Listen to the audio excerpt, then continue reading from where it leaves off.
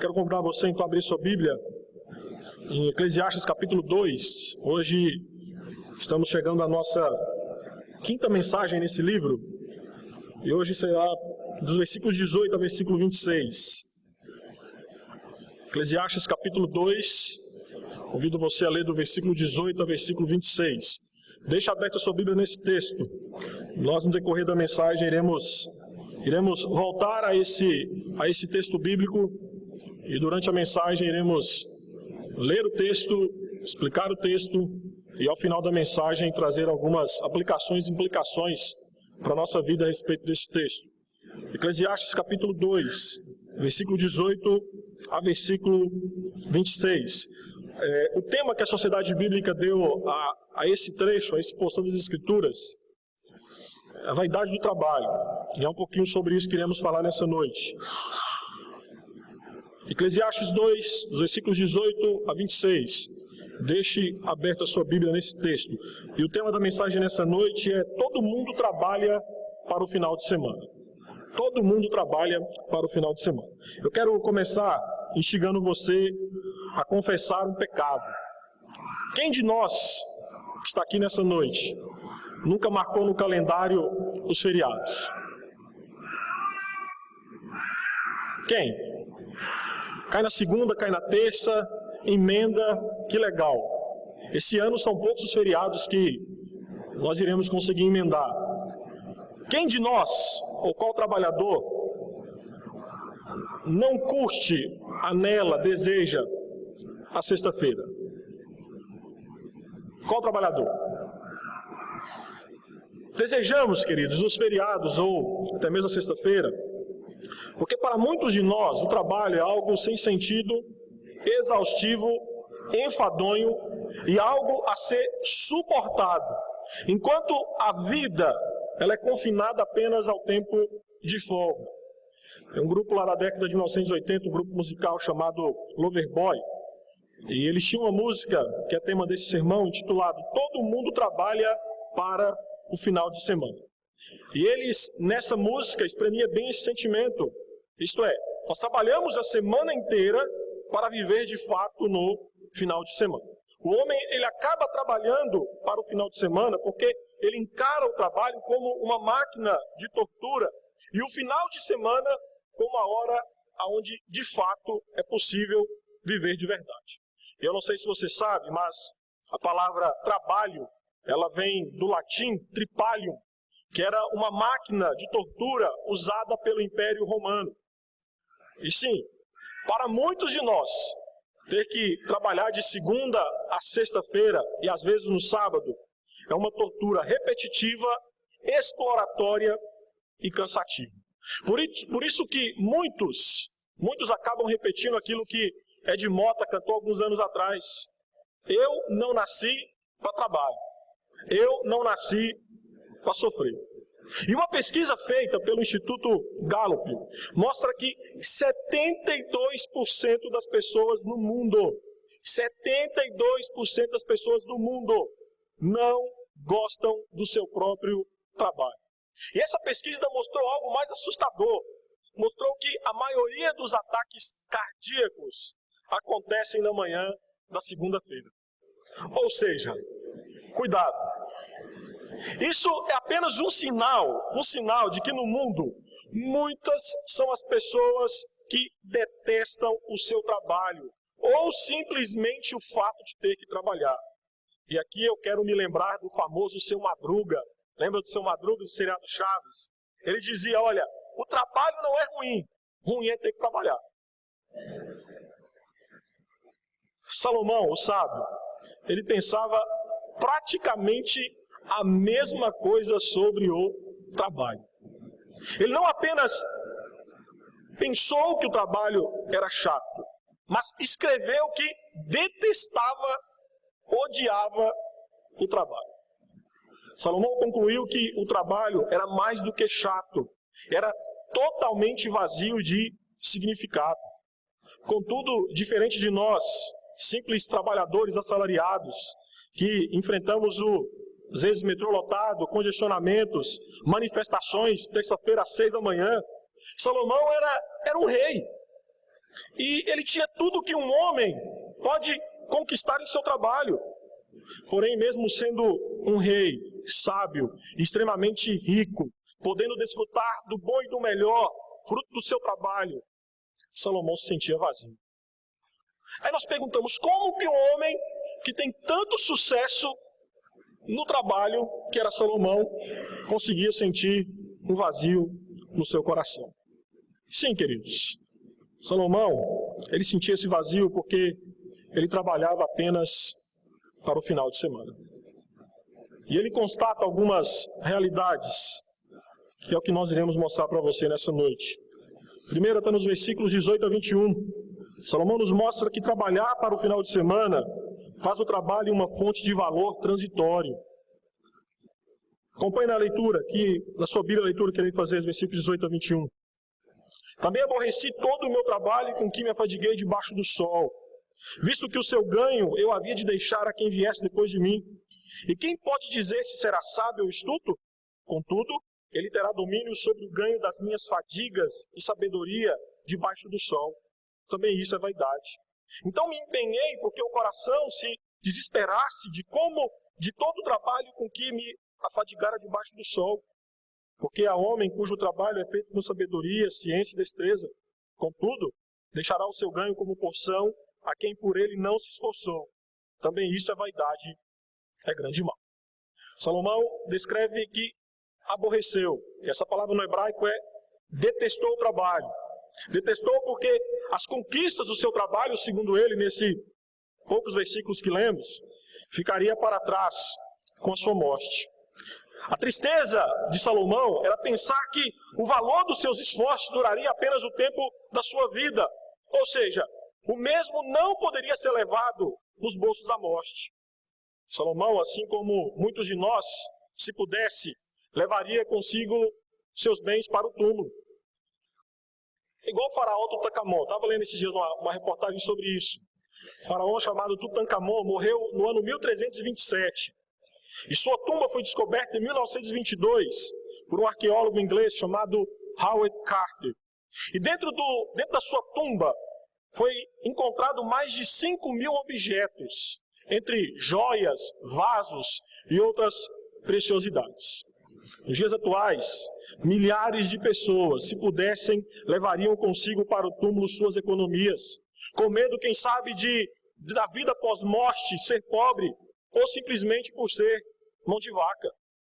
Às vezes, nós nos esquecemos que o fruto do nosso trabalho, o dinheiro, é simplesmente um instrumento de troca, e a menos que seja gasto nessa vida, não serve para muita coisa. Contudo, o medo de Salomão não era apenas morrer sem suas posses, mas, sobretudo, era ter que deixar tudo o que ele havia conquistado para alguém que nada fez para conquistá-las. É válido destacar que Salomão, ele nasceu rico. Ele herdou uma fortuna do seu pai, o rei Davi, mas através da sua sabedoria conseguiu aumentar ainda mais a fortuna que havia recebido do seu pai. Porém, o medo de Salomão é ter que deixar para trás tudo o que o seu trabalho havia conquistado. E o medo maior era deixar para alguém que poderia desperdiçar todo o trabalho que ele havia feito. A lógica de Salomão, o seu sucessor poderia arruinar o trabalho da sua vida, pois ele poderia ser um tolo em vez de um sábio. E de certa forma, parece que Salomão aqui, ele profetiza o que iria acontecer. Porque quando você lê o primeiro livro dos Reis, capítulos 11 e 12, o seu filho Roboão é um estulto e justamente faz isso. Faz com que todo o trabalho de Salomão seja perdido. Um escritor chamado Ravasi nos explica que o descendente estulto se vê coberto de ouro e pronto para gastar o que não lhe custou sequer uma gota de suor. Ao pai coube a fadiga, ao filho cabe o fruto. Ao pai a aplicação da inteligência ao trabalho, ao filho a missão de queimar o resultado. Tem um ditado que diz: avô rico, pai nobre, filho pobre. Avô rico, pai nobre, filho pobre. E acredito que era esta a preocupação de Salomão. Todavia, Salomão ele nos mostra o problema, mas ele também era parte do problema, pois ele revela dois problemas em sua forma de ver o trabalho. Primeiro, não deixaram um legado de administração financeira para os seus sucessores. Segundo, o seu egoísmo ao trabalhar pensando somente em si mesmo. Atente que, para não deixar um legado de administração financeira para os seus sucessores, nós entendemos que Salomão ele deveria ter ensinado a seus filhos que herdar uma fortuna é algo fantástico. Mas se o herdeiro não estiver preparado para lidar com o patrimônio que recebeu, em questão de tempo, tudo acabará. E nós vivemos dias assim. Nós vivemos dias assim. A geração passada, os nossos pais trabalhavam muito e nos colocavam para trabalhar também. Os nossos pais nos ensinavam que na vida nada se conquista de forma fácil. Hoje tudo mudou. A pesquisa do IBGE, em 2013, constatou que nós vivemos numa geração intitulada nem. É a geração de marmanjos de 30, 40 anos que nem trabalha, nem estuda, nem procura emprego. E aí, esse marmanjo, ele é abençoado pelo pai com um carro 0 quilômetro. Ele vai no McDonald's, o pai paga um McLanche feliz para ele. E se brincar, o miserável vai no cinema com a namorada e é o pai que banca tudo. Muitos de nós, queridos, conhecemos filhos de homens ricos que por conta desta vida fácil dado pelos pais, pouco tempo depois da partida dos pais, morte dos pais, passaram a viver na miséria. Outro problema que Salomão nos relata, que ele enxerga o problema, mas ele também faz parte do problema, era o seu egoísmo. Ele herdou uma herança do seu pai. E agora, no texto que nós lemos, ele não via com bons olhos trabalhar para deixar algo para os seus descendentes. E se todos pensassem assim, não iríamos desfrutar de muitos benefícios do trabalho de outros. Todos nós que estamos aqui somos devedores a outros. Alguém viveu, morreu e nos deixou alguma coisa para prosseguirmos a nossa jornada existencial nessa terra. Pense no celular que você tem aí no bolso, na bolsa.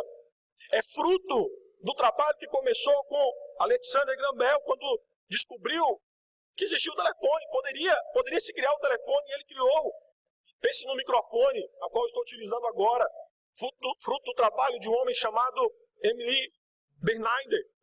Ou pense na lâmpada, fruto do trabalho de James Bowman. Pense na igreja.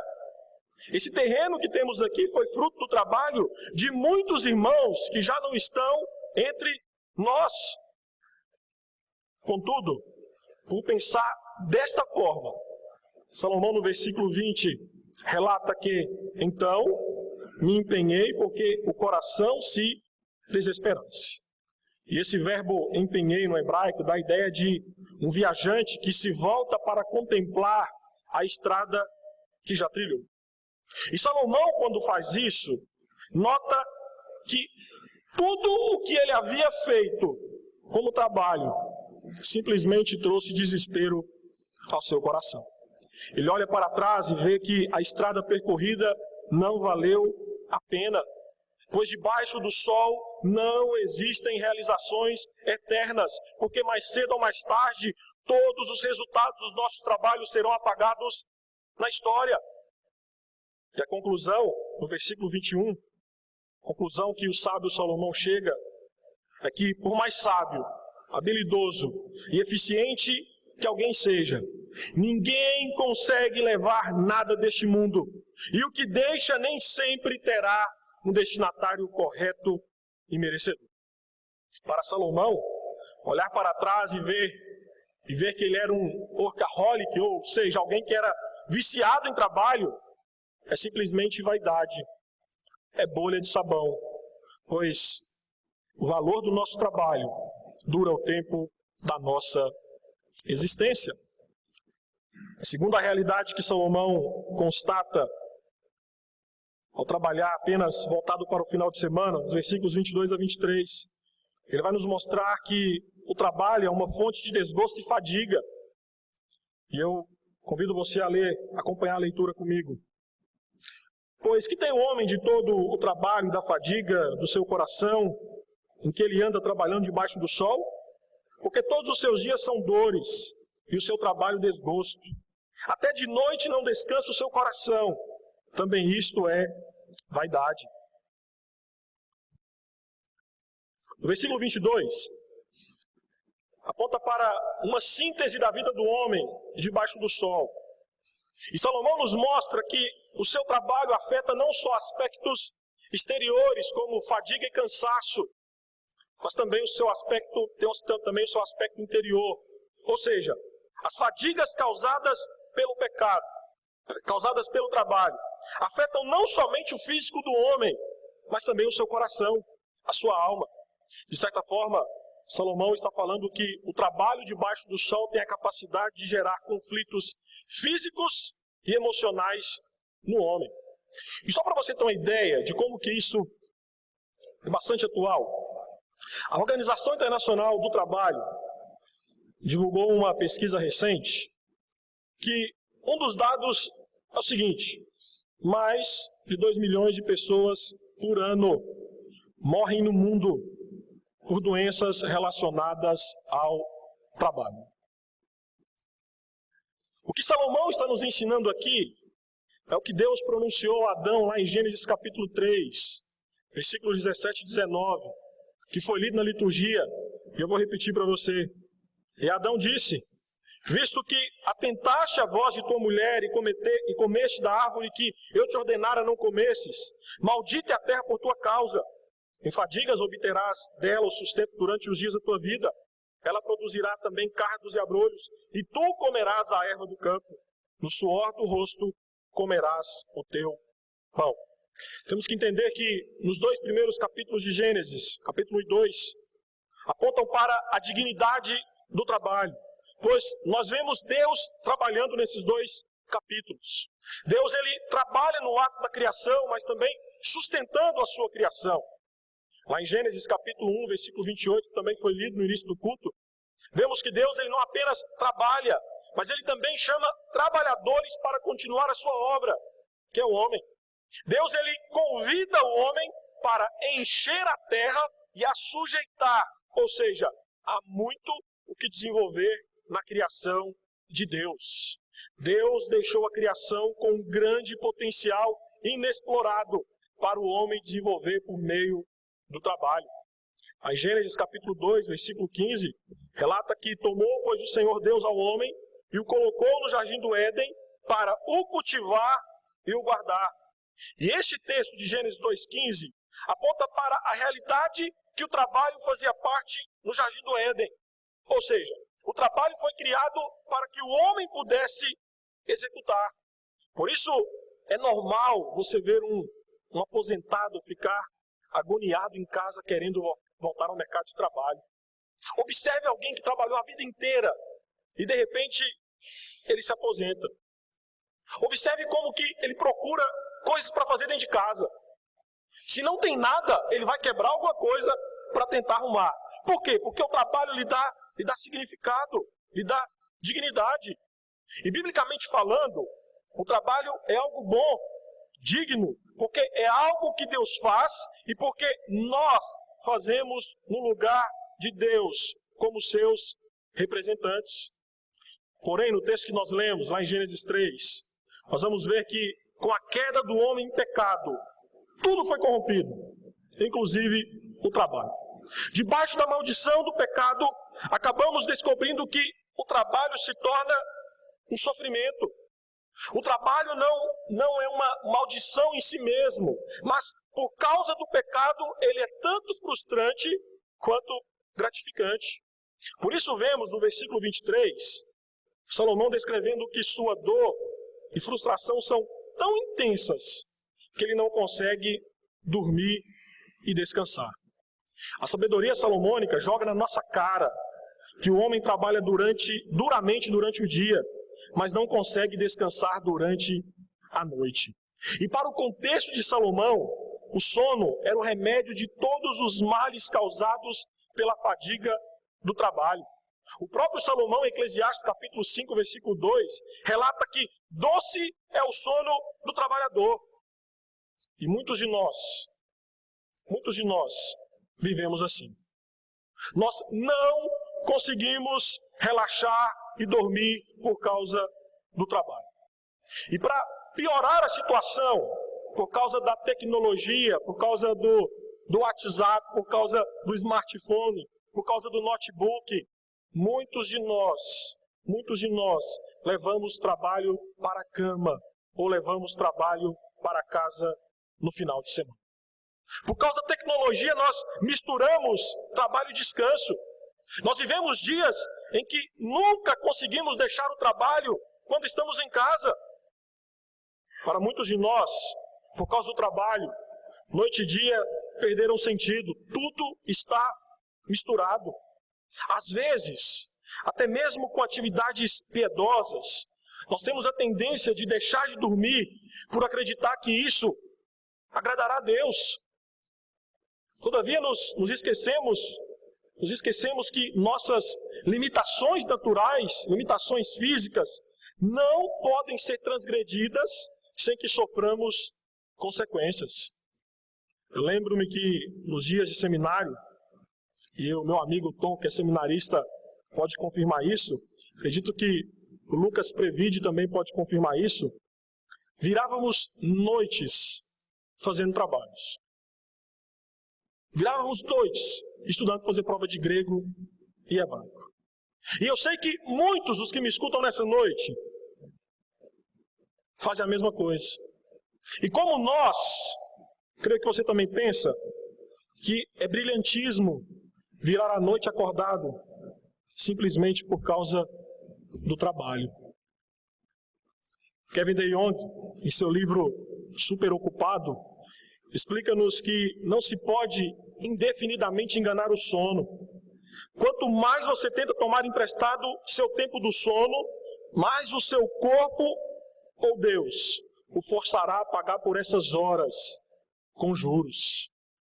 Contudo, o sono, e isso serve para aquele que vos fala, que sou eu, é extremamente importante, pois Deus nos criou para gastar quase 1/3 da nossa vida não fazendo nada, dormindo, simplesmente dependendo dele.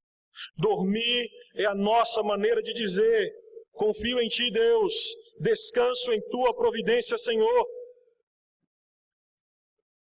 Porém, a conclusão de Salomão é que essa correria do trabalho é cansativa e frustrante, pois o homem jamais conseguirá encontrar descanso para a sua alma unicamente no trabalho.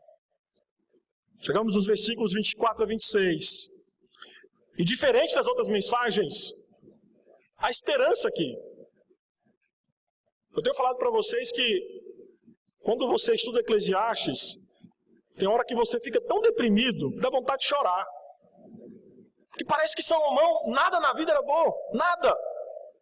Mas aqui há algo diferente.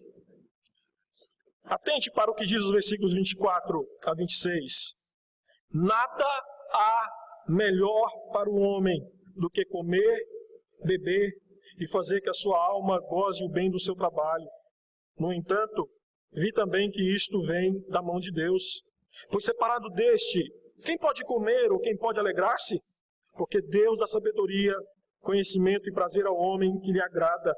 Mas ao pecador dá trabalho, para que ele ajunte e amontoe, a fim de dar àquele que agrada a Deus. Também isto é vaidade e correr atrás do vento. Salomão nos mostra, queridos, versículos 24 a 26, que o trabalho em Deus é fonte de prazer. Diferente das outras duas conclusões, que são conclusões negativas, Salomão agora nos mostra algo positivo. Não encontrando sentido para a vida no trabalho, e que o grande objetivo de Salomão em Eclesiastes é mostrar a busca pelo sentido da vida, e agora ele vai buscar no trabalho. Ele nos mostra, nos versículos 24 a 26, que a sua perspectiva agora muda de rumo. Se antes ele procurou sentido para a vida no trabalho e nos bens adquiridos, nos versículos 24 a 26, há uma mudança de rumo. A sua resposta, a sua frustração de não encontrar sentido para a vida no trabalho e nos bens adquiridos é a seguinte: olha, se outro vai aproveitar a vida com meus bens, deixe-me aproveitar um pouco também. Se outros podem, eu também posso. No versículo 24, Salomão afirma que não há nada melhor para o homem do que desfrutar da vida através do fruto, do resultado do seu trabalho. E para pensar um pouquinho daquilo que você já desfrutou da criação de Deus por causa do seu trabalho. Quem sabe uma viagem, quem sabe um passeio com a família, quem sabe um jantar romântico, quem sabe a aquisição de uma casa, quem sabe um presente para o seu filho. Você se lembra da alegria, acho que os homens vão me entender mais, da alegria de comprar o seu primeiro carro? Os músicos se lembram da alegria de comprar o primeiro violão? Os meninos aqui da igreja que gostam de ler, a alegria de comprar o primeiro livro, fruto do seu trabalho? É bom. O trabalho nos possibilita desfrutar da criação de Deus e ter isso. Contudo, no final dos versículos 24 e depois 25, a ênfase de Salomão fica no dom de Deus e não no merecimento humano. Ou seja, o presente de Deus ao homem não é apenas as bênçãos adquiridas pelo trabalho, mas a capacidade de desfrutá-las. O autor reconhece que tudo o que ele ajuntou através do trabalho veio da mão de Deus, e que esse mesmo Deus dava a ele a capacidade de desfrutar das suas posses. Salomão nos ensina que o homem não tem em si mesmo capacidade para ser feliz neste mundo, pois quem dá isso a ele é Deus.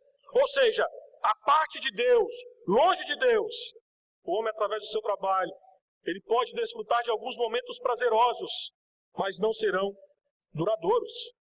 Por isso, Salomão, no versículo 26, afirma que Deus reparte os seus dons, sabedoria, conhecimento e prazer, como quer e a quem quer. A parte A do versículo 26, eu quero que você atente aí para o que está escrito. Salomão, ele não está defendendo a ideia de que Deus retribui com bênçãos o homem que é bom diante dele, mas que Deus dispensa os seus dons, seus presentes, suas bênçãos de forma soberana. Deus dá sabedoria e conhecimento ao homem para ganhar os bens através do trabalho e dá a alegria para desfrutar desses bens. Por isso que nós cremos que o ímpio, ele também é agraciado por Deus com talentos, sabedoria, conhecimento no trabalho através dele. Nós cristãos precisamos entender que nós não somos os melhores trabalhadores do que aqueles que não são cristãos. Mas a diferença é que os nossos olhos de um cristão, treinados pelo Evangelho, enxergam um mundo em que Deus derrama das suas bênçãos sobre a humanidade através do trabalho humano. Lutero dizia que o trabalho são máscaras de Deus por trás das quais ele decide permanecer oculto e realizar todas as coisas. Deus continua agindo por trás das máscaras, através dos trabalhos mais modestos, como arar a terra ou recolher um lixo na rua. Deus tem abençoado o homem. E é nesse agir de Deus por trás das máscaras que podemos experimentar a alegria neste mundo. Podemos, através de Deus, ser felizes em e com o nosso trabalho. Mas na parte B do versículo 26, o autor diz: mas ao pecador dá trabalho para que ele ajunte e amontoe, a fim de dar àquele que agrada a Deus. Salomão nos explica que o pecador, mesmo acumulando riquezas através do trabalho, não é capaz de desfrutá-las plenamente, pois deixar Deus de fora faz com que o homem não experimente e desfrute dessas bênçãos conquistadas por causa do seu trabalho. Aliás, Salomão nos mostra que as riquezas de um ímpio conquistada pelo seu trabalho podem parar nas mãos dos justos.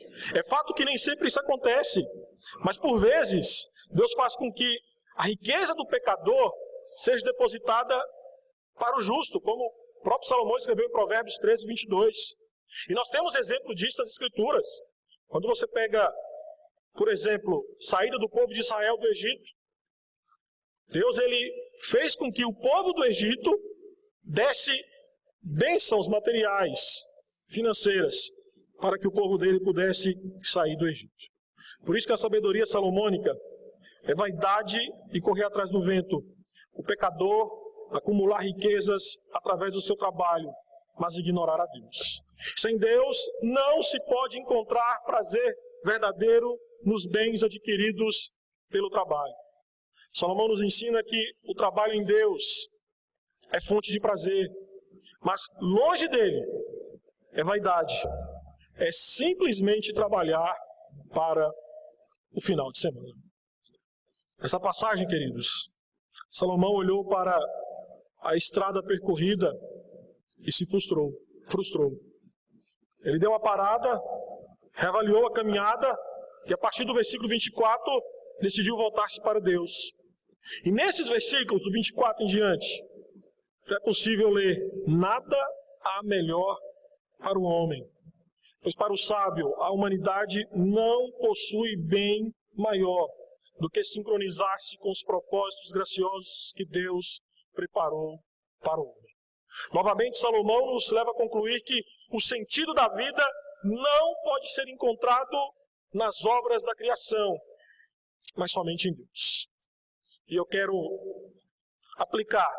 fazer algumas aplicações para mim e para você, a respeito daquilo que Salomão nos expôs nessa passagem. E a primeira é que somente em Deus, encontramos significado verdadeiro para o trabalho. Salomão não encontrou significado para a vida no trabalho, pois o seu foco estava desajustado. Seu foco estava no trabalho feito debaixo do sol, e não no trabalho feito pela perspectiva daquele que está acima do sol. Você tem que entender que a vida humana funciona apropriadamente quando é dirigida de acordo com o manual do fabricante, que no nosso caso, o homem, é a Bíblia. Somente em Deus, de quem procede toda boa dádiva e todo dom perfeito, como diz Tiago, Salomão poderia encontrar sentido da vida e significado para o seu trabalho.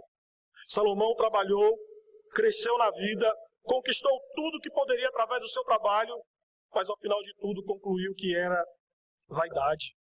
Assim é a vida de muitos homens e mulheres que fazem do trabalho a atividade mais importante da vida, ou fazem do trabalho simplesmente uma maldição. Contudo, Deus nos ajuda a corrigir este conceito errado a respeito do trabalho.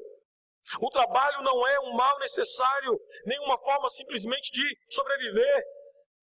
Mas o trabalho, segundo o manual do fabricante, que é Deus, evidencia a dignidade do homem ao refletir a imagem de Deus, o Criador.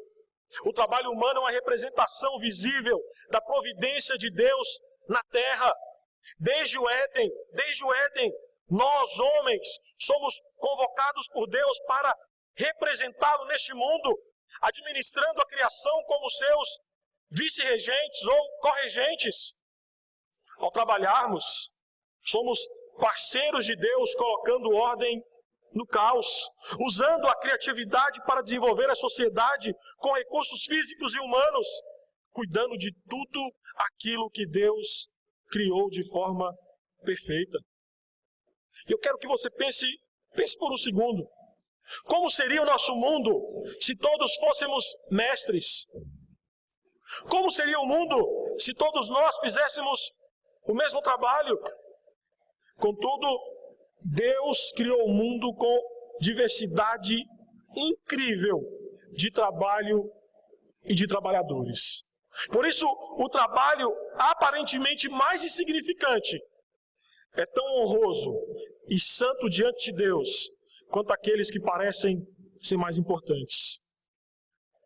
Martin Luther King fez a seguinte observação sobre o trabalho: se um homem é chamado a ser um varredor de rua, ele deve varrer ruas da mesma forma que Michelangelo pintou um quadro, da mesma forma que Beethoven compôs uma música ou Shakespeare escreveu uma poesia.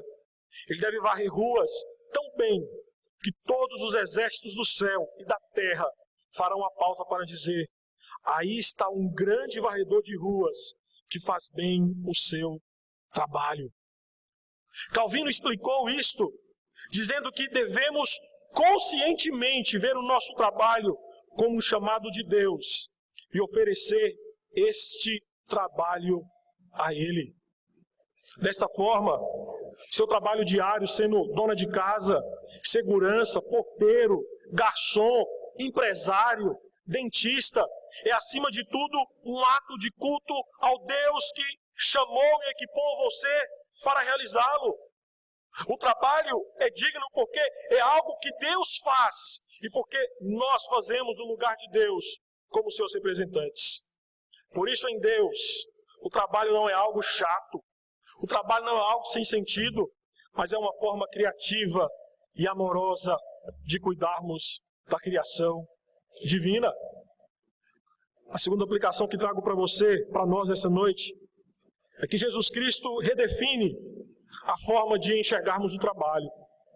Se com a queda houve uma perversão sobre como nós enxergamos o trabalho, em Cristo a restauração.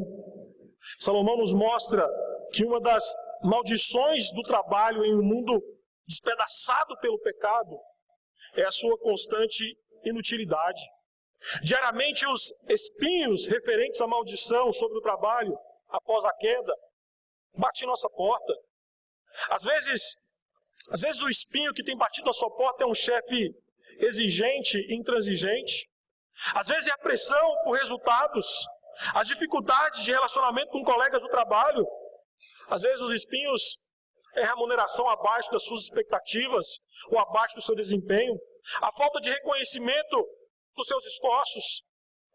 Existem ocasiões em que vemos pessoas sendo exploradas, sendo tratadas como escravas em seus trabalhos. O fato é que, por causa da devastação do pecado, até mesmo você estando na profissão certa, as frustrações normais do trabalho podem lhe tocar. Mesmo que trabalhemos no que gostamos e nos melhores ambientes possíveis, a natureza corrompida do trabalho parece nos esmagar. Todavia, o cristão ele tem uma nova perspectiva sobre o trabalho. Paulo, em Efésios 6,5, afirma que devemos exercer o nosso trabalho assim como a Cristo, ou seja, como se trabalhássemos para Cristo. Colossenses 3, versículos 23 e 24, que nós já lemos na liturgia, afirma que tudo quanto fizerdes, fazei-o de todo o coração, como para o Senhor e não para homens, cientes de que recebereis do Senhor a recompensa da herança. A Cristo, o Senhor, é que está servindo. Nós, cristãos, fomos libertos do pecado para desfrutar do trabalho. Se trabalharmos como se estivéssemos servindo a Cristo, não trabalharemos de mais nem de menos, nem a possibilidade de aumento salarial, projeção e estabilidade profissional, ou nem mesmo a qual dessas coisas irão afetar a nossa atitude diante do trabalho. O trabalho para você, cristão, para nós, cristãos, será sempre, antes de tudo, um modo de glorificar a Deus, realizando a sua obra no mundo, unicamente por amor a Deus. Trago mais uma aplicação para nós nessa noite. Nós precisamos valorizar momentos de descanso físico. Precisamos valorizar momentos de descanso físico. Salomão nos fala que sua vida foi um intenso trabalhar, a ponto dele perder noites de sono. Entretanto, o trabalho debaixo do sol, por estar debaixo da maldição do pecado, tem levado o homem, segundo Salomão, e a Bíblia nos mostra isso, a fadiga e exaustão. Porém, Jesus Cristo, o homem perfeito, nos ensinou que o trabalho é importante, mas o descanso se faz necessário também. Nós vemos nos evangelhos que Jesus era um homem extremamente ocupado. Levantava de madrugada, passava noites em oração, percorria incessantemente as aldeias e cidades pregando o evangelho. Mas Jesus, ele sabia o valor do descanso. Quando lemos lá em Marcos 6,31, ele se dirige aos seus discípulos dizendo: vinde repousar um pouco à parte num lugar deserto, porque eles não tinham tempo nem para comer, visto serem numerosos os que iam e vinham. Jesus, um homem extremamente atarefado, ocupado com os negócios do Pai, foi um homem que sabia a hora de descansar. Nós, da mesma forma que Jesus, também precisamos de um tempo de descanso. Precisamos de uma folga na semana. Precisamos de estações de refrigério no decorrer do ano. Temos que ser como um maratonista. Ele corre muito, se cansa, mas após a corrida, ele descansa um longo tempo. Após uma maratona, geralmente o maratonista, ele desaba no chão. Ele toma água, ele toma um Gatorade, ele come uma banana, come uma maçã e não volta a correr logo depois. Ele tira um tempo de repouso, repousa energias. Se queremos continuar correndo, queridos, temos de aprender a parar. E nessa correria de São Paulo, com trânsito caótico, com motoqueiro buzinando toda hora do seu ouvido, o descanso é um antídoto que nós necessitamos, nós precisamos. Por isso, às vezes o melhor preparo é caminhar sem rumo, em procrastinação, deixando os afazeres por um pouco de tempo de lado, simplesmente para repor as energias. Eu citei no início o seu Madruga, agora eu vou citar aqui o seu Jaiminho. Lembra do seu Jaiminho, seriado do Chaves? Ele era um carteiro. E às vezes precisamos adotar o lema do seu Jaiminho. O seu Jaiminho tinha um trabalho cansativo como carteiro. Sem falar que carregava uma bicicleta pesada que ele não sabia andar. E quando alguém lhe pedia alguma coisa, ele respondia: é que eu quero evitar a fadiga. Eu não vou fazer porque eu quero evitar a fadiga. Para evitar a fadiga extenuante, algumas vezes, meu irmão, diga não. Tire uma soneca, pratique um esporte, cante uma canção, visite alguém, saia para passear. D.A. Carson explicou em um dos seus sermões que, às vezes, a coisa mais piedosa do universo que você poderá fazer é conseguir dormir bem por uma noite. Não é orar a noite toda, mas dormir. E ele conclui dizendo: certamente não nego que exista lugar para orar durante a noite toda, mas estou apenas insistindo que, no decurso normal das coisas, a disciplina espiritual nos obriga a obter o sono que nosso corpo necessita. E novamente cito Kevin DeYoung, que explica: eu não sou a pessoa mais importante no universo de Deus, a ponto de não ter condições de descansar, mas minhas limitações, dadas por Deus, são tão reais que não ouso não descansar. Por isso, trabalho com afinco, mas descanse também com afinco. Lazer e trabalho são coisas excelentes, porém nós não podemos exagerar na dose, nem do trabalho e nem do descanso. E a última implicação desse texto, para mim e para você, é que precisamos aprender a descansar e confiar na obra consumada de Jesus Cristo. Eclesiastes nos ensina a buscar algo que está além do que Salomão pôde identificar. O Novo Testamento revela que a fonte maior de tranquilidade é Jesus Cristo, que por ter labutado por nós lá na cruz, tem poder de oferecer descanso verdadeiro para a nossa alma. Sem o Evangelho de Jesus Cristo, nós temos a tendência de trabalhar incansavelmente, buscando no trabalho satisfação e realização através das nossas conquistas. Todavia, como Salomão nos mostra, Nós não podemos confiar naquilo que está sujeito à vaidade para encontrar sentido para a nossa vida. O trabalho neste mundo de sombras, mundo quebrado, mundo mastigado pelo pecado, ele é traiçoeiro e muitas vezes nos escraviza. Por isso, milhares de homens e mulheres vivem escravos do trabalho, pois acreditam que através dele encontrarão sentido para a sua existência. Um erudito bíblico do Novo Testamento explica que no Novo Testamento encontramos um Messias que podia dormir em meio a uma tempestade e motivar seus discípulos a fazerem o mesmo. E ele fez isso. Quando lemos Mateus 11, versículos 28 e 30, ele diz: vinde a mim, todos os que estáis cansados e sobrecarregados, e eu vos aliviarei. Tomai sobre vós o meu jugo e aprendei de mim, que sou manso e humilde de coração, e achareis descanso para a vossa alma, porque o meu jugo é suave e o meu fardo é leve. Jesus Cristo é o único chefe que não irá esmagá-lo até o pó, pois o trabalho dele em seu benefício já foi consumado. Jesus Cristo nos convida a descansar em sua obra consumada. Jesus Cristo nos convida a buscar nele, somente nele, todo o significado da nossa existência. É por isso que nós, cristãos, começamos a semana descansando. Pois foi no domingo que Jesus Cristo ressuscitou, ou seja, no domingo, o domingo aponta para a obra consumada de Jesus Cristo.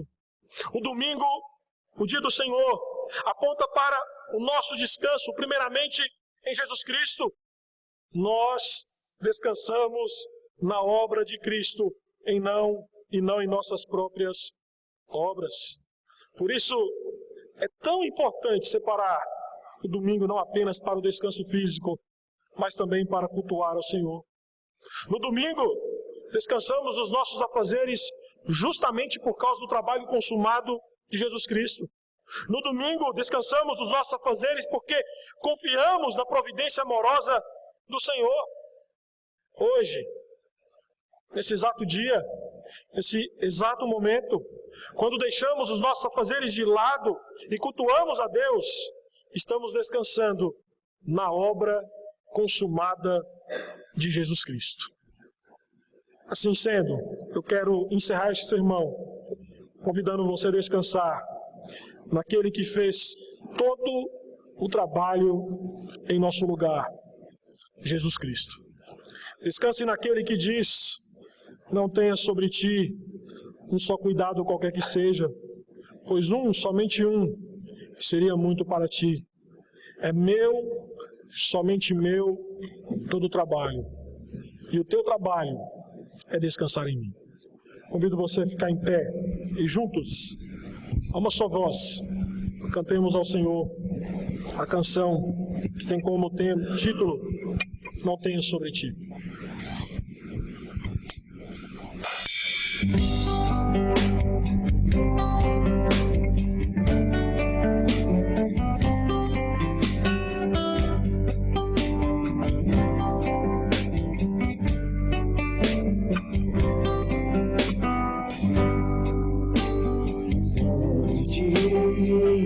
Um só cuidado, qualquer que seja,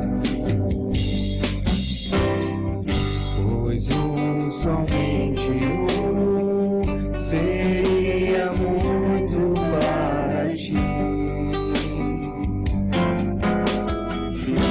É meu, somente meu, todo o trabalho, e o teu trabalho é descansar em ti. É meu, somente meu, todo o trabalho, e o teu trabalho é descansar em mim. Não temas quando enfim tiveres que tomar decisão. Entrega tudo